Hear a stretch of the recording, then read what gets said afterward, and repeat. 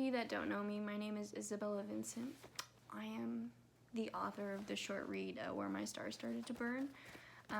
It was in the link in my Instagram, but currently this YouTube link is in my link in my Instagram.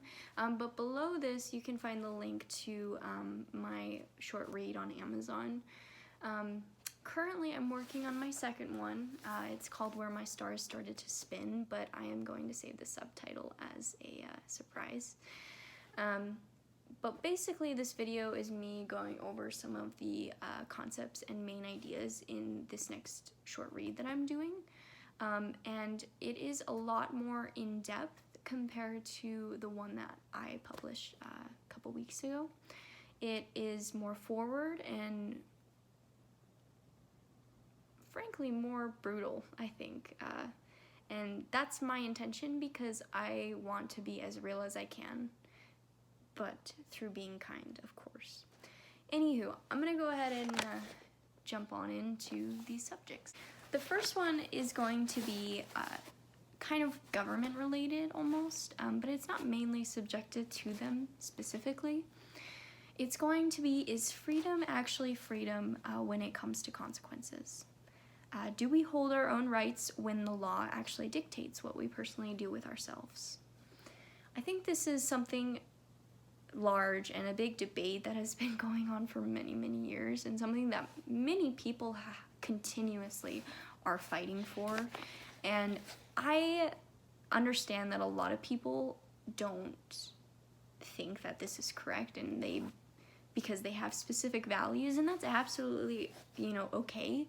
But from my standpoint, my body, myself, my brain is the only person I'm going to rely on in my entire life. That's the only person who will be there consistently. And if I don't give myself that power to choose what I do in my life for myself, what I desire, I think it's pushing back on us, and I don't think that it's valid. I think that it's almost horrendous in a way. Anyways, if you have thoughts on that, please let me know, because I want to hear all opinions. I mean, do you think freedom is actually freedom when it comes to consequences? Because in the end, if we choose to do these things and we get in trouble for them, we have those consequences. So, okay, so on to the second one. This one is a little bit more focused towards kind of the idea that we have moved up to the top of the food chain over many, many millennial years. Anyways, when we came to Earth, we were nothing more than simple cavemen. We have placed ourselves at the top of the chain, but when we strip the simple man bare and face him with a beast, what does he have at hand? And I just want everybody that's watching this to kind of think about it for a second, because we put a lot to ourselves. I think that a lot of us get so wrapped up in thinking that we're all that, and we're absolutely smart. We have these capabilities that most animals don't have, but it does not mean we are superior, in my opinion, at all. And once again, when you face him with a beast with nothing at hand, what can he do? What are you gonna do? I don't think that there's much you can do. I mean, you can try and use your smarts. Maybe with a bear, you can get all up in its face, depending on the type of bear. But really, just think about it. Okay, so this next one is a little bit more focused towards something a bit more closer to my heart. I'm very big on sustainability as well as living life minimalistic as I can. But I'll go ahead and share this thought. We dare progress a world further towards its destruction, and we idle in our fortune and burn what we desire to get it. All actions in luxury come with a price, and you, I, and us all get to choose what that price may be. I think that we get so caught up in this ravenous world that we don't realize the destruction we're forcing upon it. And as a bulldozer moves through a field, as do we through the planet. So, let me know if you think that we are progressing a world further towards its destruction. Alright, so the next one that I'm going to go ahead and talk about is something that not a lot of people are going to be able to relate to, which is completely fine. But I do know that quite a few people do experience this, so I'm going to go ahead and jump right into what it is. I laid there all too vulnerable, my body frozen with the fear of the unknown.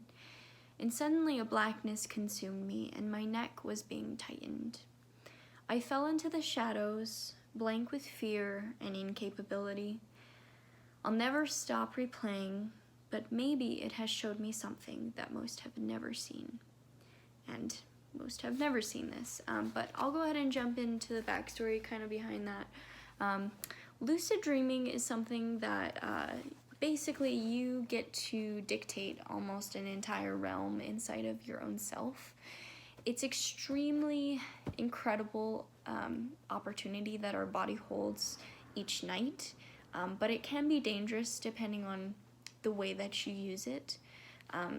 One night I wasn't intentionally lucid dreaming, but in the middle of the night I had woken up next to my significant other, and I could not move. I was experiencing sleep paralysis for my first time, and I was incredibly scared. I couldn't speak. I wanted to try to tell my significant other, hey, help me. I am in so much pain right now.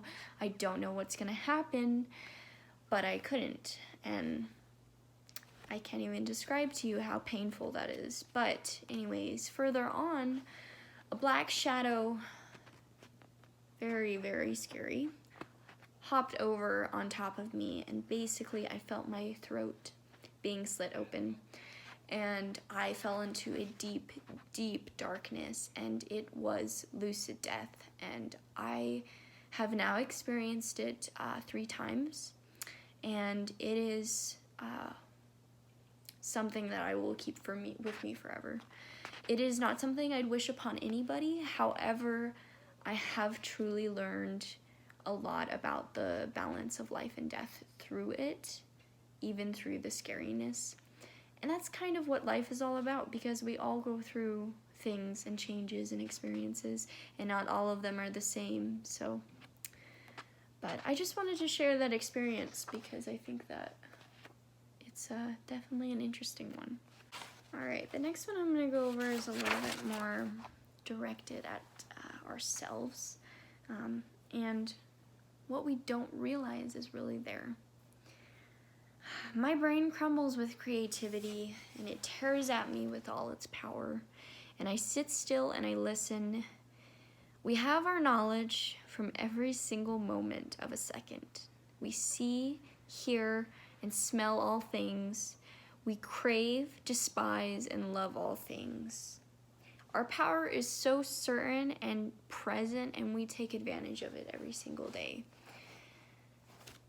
What I'm trying to get out of that is basically saying that we swift and sway through our life so quickly that we don't tend to realize what's inside, because there are so many realms to unlock in our brains and ourselves throughout our years. It's incredible.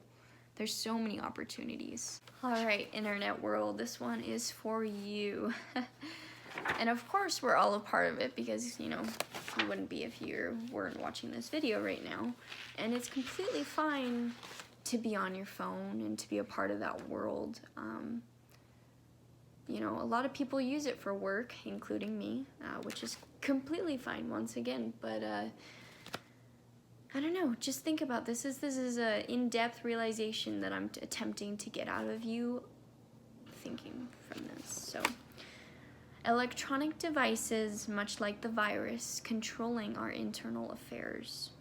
challenging our serotonin and productivity, we indulge, and that's okay, but how long can you take your life away? Sometimes we don't realize how many hours we spend on our phones or our laptops a week, and sometimes it can very much well add up, and then you realize, hell, I've spent 5-10 years of my actual physical life on a phone. And that might be something to think about. Alright, so I think I'm gonna go ahead and end this video on a high note, hopefully. I do hope you enjoyed it, and I really appreciate you watching. Please let me know if you have any questions, comments, concerns. I really would love to hear about what you have to think about these topics that I've been speaking on. If you're interested in my second read that I'm going to be publishing here soon, I appreciate it. If you decided to purchase my first read, I appreciate it. I love you all. I love all beings, all enlightenment. So have a wonderful day, and thank you.